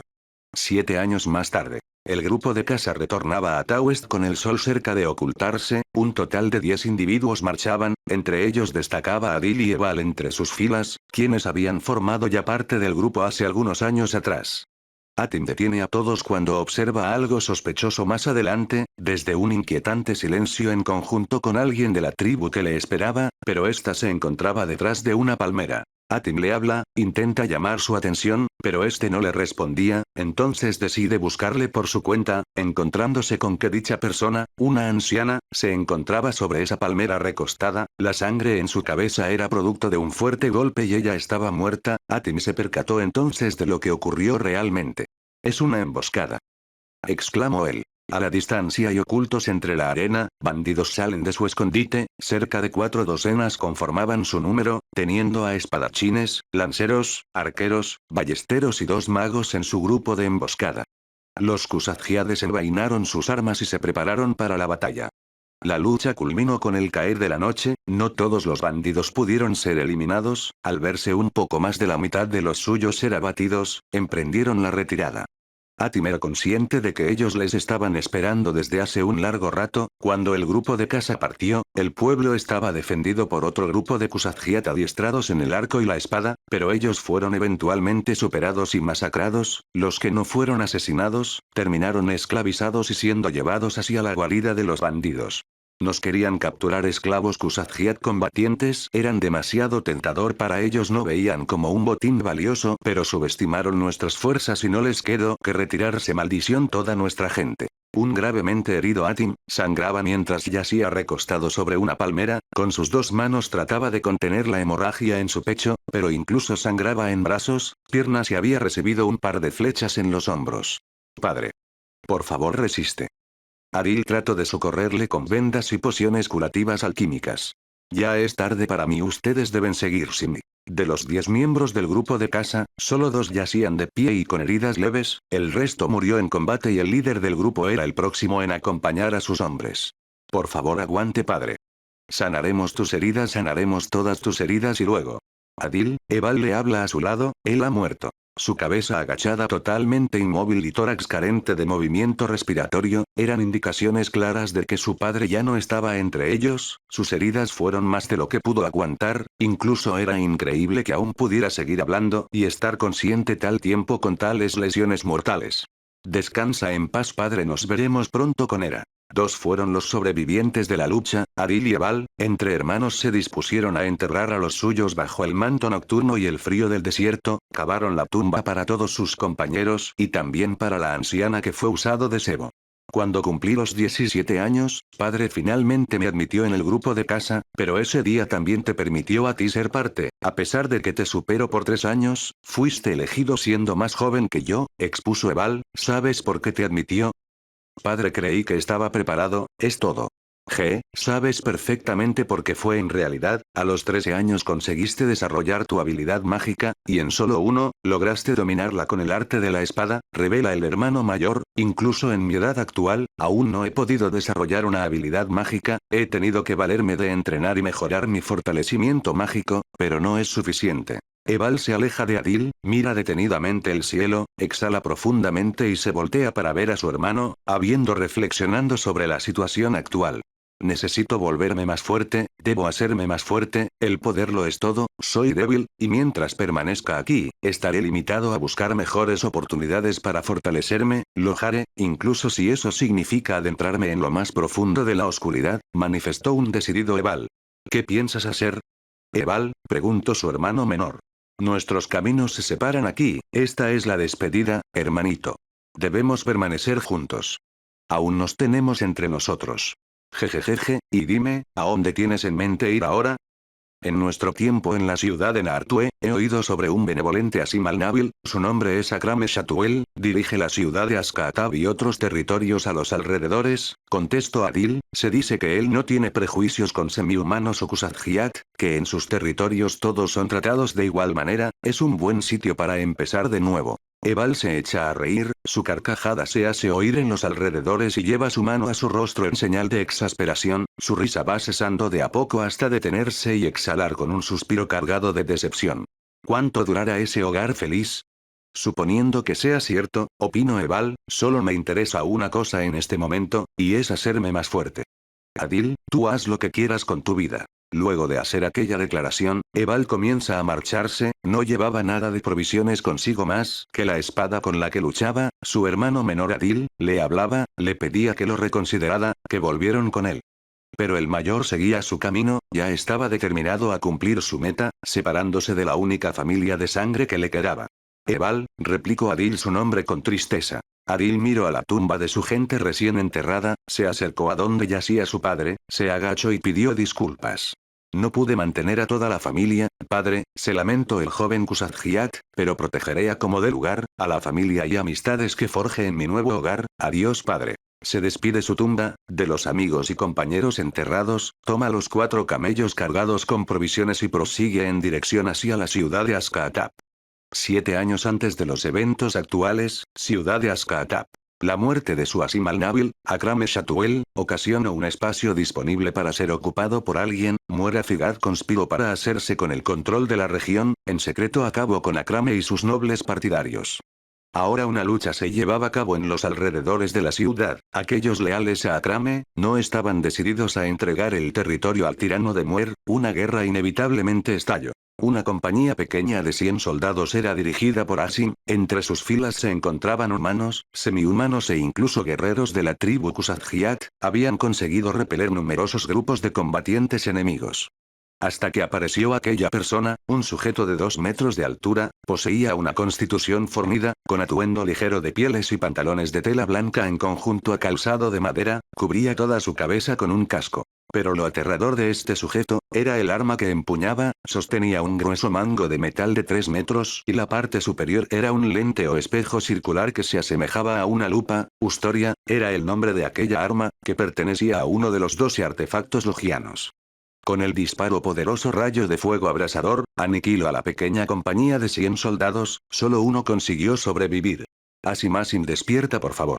El mago abre sus ojos encontrándose con su mejor amigo, Adil, se da cuenta de que fue el único sobreviviente del ataque, pero le costaron sus 2 brazos, sus miembros superiores habían quedado carbonizados, inutilizables para siempre. ¿Quién hizo esto? ¿Qué clase de poder fue responsable de esto? Preguntó un alterado Adil. Atimalef, citó Asim el nombre del responsable. Para el Kusatjiat, el oír ese nombre y la descripción física de cómo era el responsable de tal masacre, intuyó una posibilidad, una tan fuerte que quería creer que no era cierto, con tal intuición dedujo quién era la identidad de aquel poderoso mago, pero en lo más recóndito de su ser, se negaba a aceptarlo. Miró la ciudad, el ejército de Muerathigad estaba ganando terreno, barcos voladores de guerra se aproximaban para apoyar a sus enemigos, el fin de los defensores leales a Akrame Shatuel se acercaba, Adil lo sabía. Nuestro comandante ha caído en batalla, las fuerzas de Muerathigad se incrementan con la llegada de refuerzos, no nos queda otra opción, se dijo a sí mismo aguantando la frustración, debemos retirarnos, todos los hombres que quedan, cada guerrero, cada sable, arco y lealtad a nuestro señor Akrame Shatuel, debemos retirarnos ahora para continuar con esta lucha mañana, y el día que le siga, y el que siga hasta recuperar los que nos quitó Muerathigad. Presente. Perspectiva. Roswell Wright. Ha pasado tiempo desde la última que nos vimos cara a cara, hermanito, el Murakda dirigió aquellas palabras a Adil. Tal revelación me dejó perplejo, Adil era hermano del tercer Murakda. Pero ¿por qué un Kusatjiat está ayudando a Muerathigad? Creía que ellos apoyaban a Akrame por ser el más tolerante con su tribu. Tú, te conozco, el Murakda dirigió su mirada a Asim, eres el que aquella vez, al que aniquile a todo ese escuadrón de soldados, tú liderabas a esos hombres. Me sorprende que hayas conseguido sobrevivir, aunque claramente no lo has hecho entero. ¿Ese sujeto es el responsable de que Asim perdiera sus brazos? Adil me había dicho que Asim los perdió en un bombardeo de cañones mágicos, donde también fueron aniquilados los hombres que él lideraba, ¿por qué me dio otra versión de los hechos? Así que has conseguido lo que tanto querías, hasta el punto de caer en lo más profundo de la oscuridad, dijo Adil con intensa incertidumbre. Ya conoces mi respuesta, Adil, el poder lo es todo. ¿Pero a qué costo? ¿Has traicionado a los tuyos? ¿Te has aliado con un enemigo de nuestra tribu? Jejeje, qué ingenuo eres, los únicos traidores son ustedes, por haber elegido luchar en un bando que de por sí, ya estaba condenado a la derrota, ¿dónde ves tu hogar feliz en algo que ni siquiera tiene la fuerza necesaria para defenderse? Fueron las palabras del Murakda, son débiles, muy débiles, y esperas conseguir el hogar prometido para los nuestros. No me hagas reír, hermanito, ahora yo soy más fuerte. Podía sentirse la tensión entre hermanos, cosa que me venía de maravilla como distracción, mientras el Murakda se encontraba distraído dialogando con Adil, empecé a llevar a cabo mi siguiente movimiento. La palanca de mando de la Kryochrome Black 2 tiene incorporado un mecanismo de anillo en la parte inferior que, al girarlo, permite cambiar la modalidad del arma para disparar con el segundo cañón que era un lanzagranadas criogénico. Pero también contaba con otro anillo a girar que se ubicaba en la parte superior, cerca del interruptor para accionar el disparo. Este segundo mecanismo tenía otro propósito, el arma actualmente dispara un chorro criogénico de 200 grados bajo cero, aquel mecanismo servía para manipular la temperatura en que sería disparado, en pocas palabras, incrementar la potencia de su frío. Lo ajustaré para que dispare a 240 grados bajo cero. El félido frío de las granadas no pueden ser manipuladas, pero del cañón principal sí era posible. Sin embargo, existen riesgos, la Kryochrome esté fabricado para soportar la presión de un límite de ciertas temperaturas bajo cero al ser disparada. ¿Qué significa esto? Quiere decir que 220 es lo óptimo, superar ese rango conlleva a posibilidades de dañar el arma en el proceso, pero confiaba en que podría repararlo rápido con mi ESP, una confianza algo dudosa si debo añadir. Debo atacar ahora. Manipule el mecanismo superior de la palanca de mando, lo ajuste a 240 grados bajo cero, gracias a Armanum, aquella enciclopedia de armas manifestado en mi psiquis producto del poder de materialización, conocía a la perfección la forma de ajustarlo correctamente, ya preparado entonces dispare. Pero el Murakda se dio cuenta, su historia tocó el suelo y llamas envolvió su cuerpo, pero esta vez, el frío empezaba a debilitar su escudo, aquella ígnea defensa se estaba apagando, parecía mi victoria segura, hasta que... ¡Ah!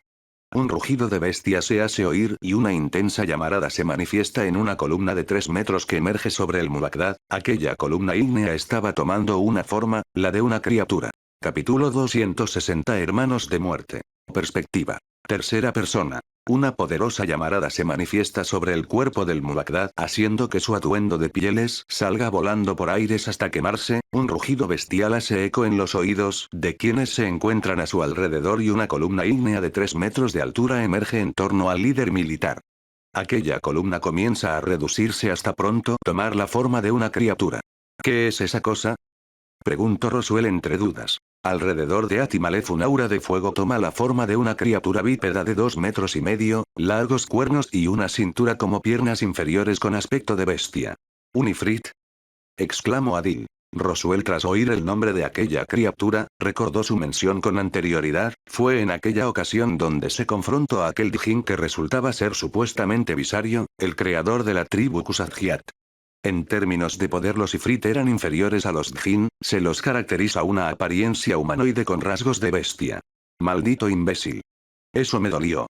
Una voz se oye con claridad, pero no pertenecía ni a Adil, a Asim, Roswell o al-Muqaddam. Su tono era bastante grave e inhumano, expresaba ira e insultos. Aquella voz procedía para incredulidad de varios, de un brazalete rojo con líneas doradas que se encontraba en el brazo izquierdo del líder militar enemigo. Has usado demasiado de mi poder. No soy inmune al fuego y menos de esa cosa.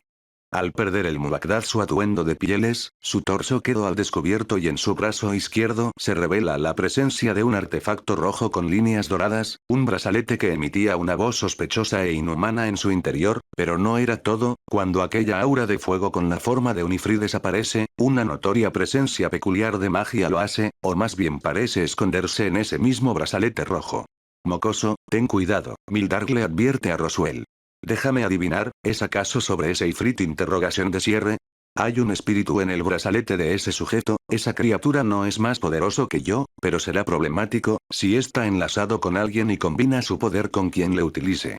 La advertencia de Mildar entonces le hizo al Esper percatarse de algo. Cada vez que ataca con su arma gélida, su oponente invoca una defensa ígnea para contrarrestar. Sin embargo, para que tal defensa sea formidable, debe poseer una considerable temperatura elevada.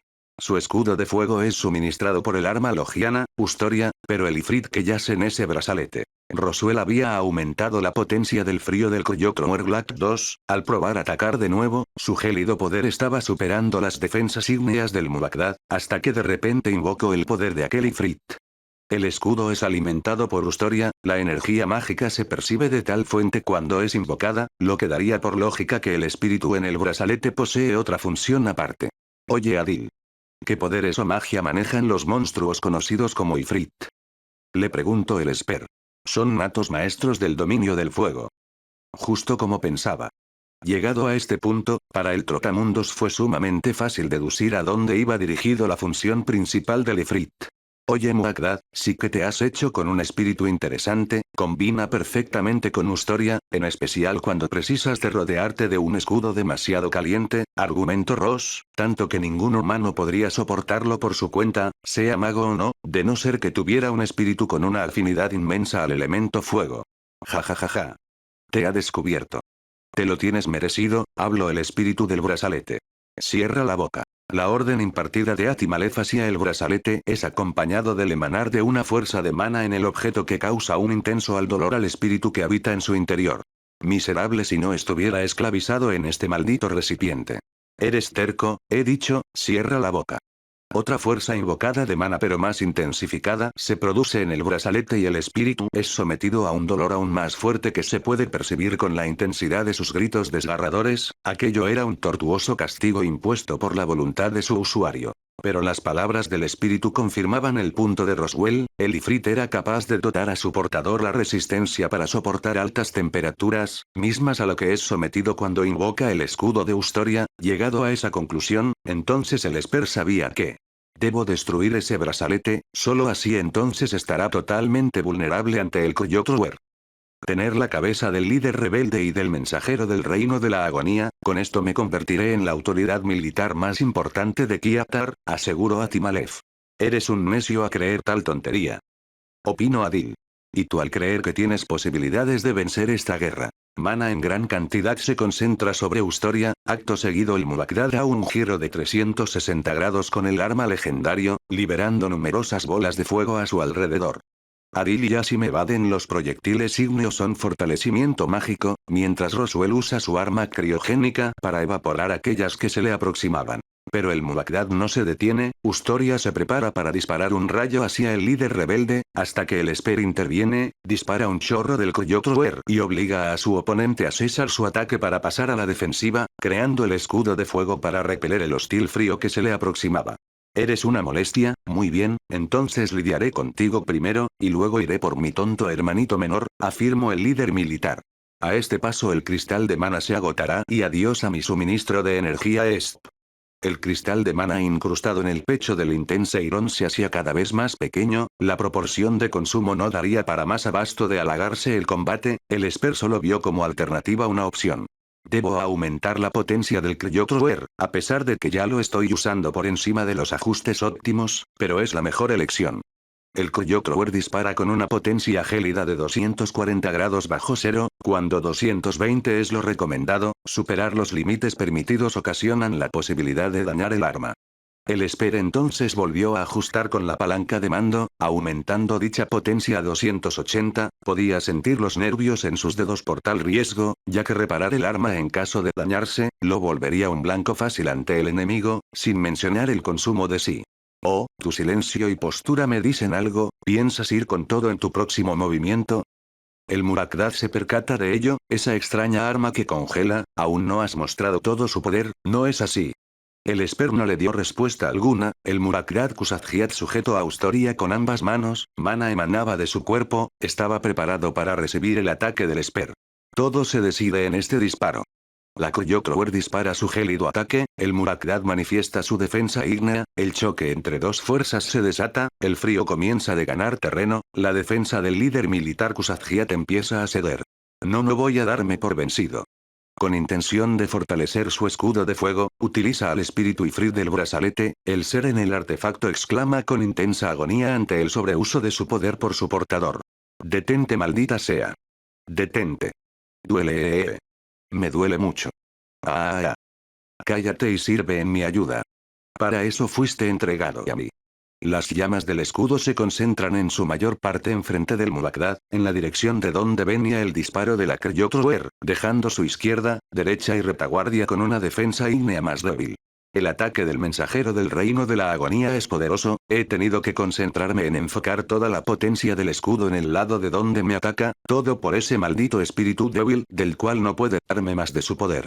De haber fortalecida el escudo en todas las direcciones, el Cryotrower habría entonces sobrepasado su defensa y llegado hasta él, ahora que todo el poder ígneo que puede permitirse se concentra en un solo punto, la lucha estaba en su clímax, tanto el gélido frío como aquel abrasador fuego estaban igualados. Maldición, no puedo traspasar su defensa. Y el arma no disparará para siempre. El Esper sentía como el cristal de mana se hacía más pequeño, el Cryotrower comenzaba a hacer ruidos extraños en su interior que daba indicios de fallas a manifestarse, estimo unos 10 segundos antes de que lo peor ocurriera, entonces. Es ahora. Corriendo velozmente, brinca varios metros y mientras desciende desenfunda dos cuchillas desenfundadas gemelas de 30 centímetros y cuyas hojas eran curvadas, Adil se lanza al ataque desde el flanco izquierdo de su hermano mayor. Adil. Miserable. Pero no podrá atravesar mi defensa ígnea, podrá estar débil de ese lado en este momento, pero aún tiene la resistencia suficiente para soportar dos disparos de una máquina de asedio, es mi victoria, es mi triunfo. Un momento lo he olvidado. La confianza del Murakdad se desvanece, cuando Adil con una formidable velocidad ataca con una serie de cuchilladas al escudo de fuego, luego del sexto impacto consecutivo, la defensa mágica elemental se debilita y al décimo se desvanece, dejando el flanco izquierdo desprotegido. Ha pasado tanto tiempo, hermanito, que olvide tu habilidad mágica especial. Filo de ruptura. Para activar esta habilidad, Adil debe empuñar un arma blanca, la cuchilla de dicha arma se impregna de una energía que le da las propiedades de reducir la durabilidad temporalmente de aquello que golpea, cuanto más daño consecutivo se concentre, más se reduce su durabilidad. Esta habilidad solo tiene efecto sobre objetos inanimados o escudos de energía mágico, haciendo su efecto nulo sobre carne o seres vivos. Adil entrenó en un estilo de combate con armas ligeras de doble empuñadura, su técnica de combate consistía en debilitar y destruir las armas como protecciones de su enemigo al enfrentarse a este. En combate sus mejores atributos físicos eran la velocidad y agilidad, dejando la fuerza y resistencia en un margen solo en lo decente. Aún no ha terminado. Exclamó el líder rebelde. Con una serie de ataques de sus cuchillas gemelas, golpea 4 veces al brazalete del Murakdad y acto seguido, concluye con un quinto golpe con ambas armas a la vez, el artefacto se agrieta y luego se hace pedazos. Tonto, los dos moriremos ahora, afirmó su hermano mayor. Llamas se concentran a los pies de Atimalez, el escudo de fuego se estaba haciendo inestable, una explosión en llamas era inevitable, tanto que incluso dañara a su propio usuario y a quienes estén cerca a su alrededor. Un sacrificio que estoy dispuesto a correr, por mi familia y mis amigos, expresó el hermano menor con orgullo. Una explosión se desata, el Esper cesa su disparo en ese preciso instante, oye el estruendo y el temblar del suelo con tal sacudida explosiva de fuego. Se ha estallado a sí mismo. El Esper no pudo presenciar los hechos que ocurrían mientras llevaba a cabo su ataque contra el Murakdad. Cuando aquel humo producto de la explosión comienza a disiparse, se encuentra con el mismísimo líder enemigo yaciendo en el suelo boca arriba, con brazos y piernas carbonizados, y algunas quemaduras de primer y segundo grado en el resto de su cuerpo. Ustoria estaba a algunos metros lejos de su mano. El Esper miró a su alrededor buscando comprender qué había ocurrido, su mirada lo llevó a encontrarse con un Adil en el suelo a una distancia de 12 metros de la posición de su hermano mayor. El Esper se aproximó a él, para fortuna el líder rebelde solo tenía algunas quemaduras de primer grado, y otras leves de segundo grado, el mayor daño estaba en sus extremidades superiores. Pero a 2 metros de Adil, se encontraba Asim, el mago sin brazos, quien se encontraba en el suelo gravemente herido, su torso presentaba quemaduras serias de tercer grado, sus piernas de segundo grado, la mitad de su rostro estaba herido por quemaduras de segundo grado, su respiración era lenta y débil. Asim. Adil pronuncia su nombre mientras se pone de pie, caminaba algo entorpecido por las lesiones, pero nada serio que le impidiera acudir hacia su compañero caído. Asim, ¿por qué? En el preciso momento antes del estallido, Adil recuerda cómo el mago sin brazos se interpone, empuja de un codazo al líder rebelde y se sitúa en medio, con sus sables mágicos se unifican para crear un escudo. Recibe de lleno la explosión de fuego, todos los sables voladores desaparecen, y mientras los dos son empujados por la fuerza de la explosión, Asim absorbe gran parte del daño. Las heridas del mago sin brazos eran críticas, tanto que no había forma alguna de salvarle, se encontraba a las puertas de la muerte, pero no lamentaba su decisión, aquella elección, aquel sacrificio fue su voluntad. Mis muchachos de la batalla de Askatab finalmente fueron vengados, ya puedo marcharme en paz, ha sido un honor luchar a tu lado mi amigo. Fueron sus últimas palabras antes de cerrar el último ojo que aún le quedaba, su respiración cesa, su aliento desaparece y su corazón deja de latir, aquel hábil mago que luchó todos estos años pese a perder sus brazos, se marchó en paz a la otra vida. Descansa, amigo, expresa Adil con funesto sentimiento. Tanto Roswell como el líder rebelde se aproximan al derrotado Murakdad, era incapaz de levantarse o luchar, todas sus extremidades tanto superiores e inferiores estaban carbonizados, además de otras lesiones de quemaduras en torno al torso y rostro. No morirá por sus heridas, y no podemos arriesgarnos a que sus hombres se lo lleven en caso de que se retiren, dejó en claro Roswell. Jejeje, captas rápido lo que se debe hacer, Roswell Wright. Has tomado la vida de tanta gente buena, y todo por poder. Adil le reclamó. Era la única forma de garantizar que nuestra tribu tuviera un futuro. Akrame Shatuel hubiera garantizado ese futuro para nuestra gente. ¿Cómo garantizas algo que no puedes defender que carece de poder? Lo dice el tipo con los brazos y piernas inutilizados de por vida, expresó Roswell. El Murakdad se echa a reír por el comentario del Esper, relata que vio la oportunidad cuando al brindar sus servicios a Muera Figad, luego de descubrir que tenía la mejor compatibilidad con el artefacto legendario Ustoria. Ustoria estuvo al cuidado de la familia Afigad cuando descubrieron que era su mejor opción, me confiaron su poder y yo demostré mi lealtad, relata el derrotado líder militar, sé que para Muer solo era una herramienta, pero el poder, el auténtico poder era mi posesión, y con ello, quería darle un hogar a la tribu Kusatjiat, uno donde no teman ser despreciados por quienes son, un hogar donde no teman perder a un ser querido, donde hijos convivan con sus padres y madres en armonía, un hogar hecho para los Kusatjiat. Detrás de la necesidad de acumular poder, las intenciones de Atimalez era brindarle a la tribu que pertenecía un hogar propio, incluso si eso significa derramar sangre, incluso de algunos de su propia gente y de su mismo hermano menor, estaba dispuesto a llevar a cabo su meta con todos los sacrificios necesarios. Por eso llevas el nombre de nuestro padre, ¿no es así? Pregunta Adil. Atimalez solo se echa a reír ante la pregunta planteada por su hermano menor. ¿Por qué tuvimos que llegar a esto? Ambos queremos lo mejor para la tribu, no era necesario que llegáramos a este punto. Puede que busquemos el bienestar para los nuestros, pero no había forma alguna de que pudiéramos estar de acuerdo, nuestro punto de vista es diferente, era inevitable que lucháramos hasta la muerte ahora, sabes lo que tienes que hacer. Incluso si fue el responsable de asesinar a tantos de sus amigos, incluso si también se manchó con la sangre de Kusadjiat para llegar a su meta principal, Adil estaba afligido, porque ese enemigo que estaba enfrente suyo, esperando el golpe de gracia para darle fin a su vida, seguía siendo su hermano mayor. Si no puedes hacerlo, déjame a mí, Roswell se ofreció. No es mi deber, y es personal. El líder rebelde guarda una de sus cuchillas, dejando la restante en su mano derecha, respiró hondo, miró por última vez a su hermano mayor. Saluda a Verá de mi parte, hermanito. Lohar, hermano. Sujetó el cuchillo con ambas manos y procedió a apuñalar el corazón del Muakdad, así se quedó por un buen rato, hasta que el último aliento del líder enemigo cesa. Descansa en paz, Eval, nos veremos pronto con Hera. Roswell le da a Adil unos momentos para recuperarse, para fortuna ningún enemigo se acercaba a ellos, los soldados del bando rival estaban lo bastante ocupados con las fuerzas rebeldes. Pronto la calma se ve interrumpida cuando el Esper oye un ruido sospechoso, acompañado de una presencia mágica cerca de su posición. Por fin, soy libre. Pero no puedo moverme por mi propia cuenta. Cerca del Esper se hallaban los restos del brazalete rojo del Muakdad, de esta emanaban magia, y antes de que pudiera reaccionar, una mano espectral con tinte de fuego hace contacto con su brazo derecho. De repente su mente se encontraba en un plano de extensa oscuridad, y al frente de él, se hallaba una criatura humanoide 2 metros de altura, rasgos de bestia como pelaje, garras y colmillo, además de un par de cuernos largos, de su cuerpo yacía rodeado un aura de llamas. Eres el ifrit que estaba en el brazalete, el Esper le reconoce en el acto. Correcto. Y ahora soy libre, pero lamentablemente mi cuerpo físico ya ha dejado de existir hace tanto tiempo, cuando los humanos me capturaron y me convirtieron en esa maldita herramienta suya, contó la criatura. Lastima por ti, pero no es mi problema. No, no eres el problema, eres mi solución, aclaró el ifrit, te convertirás en mi nuevo recipiente, ahora yo daré las órdenes. Ja ja ja ja.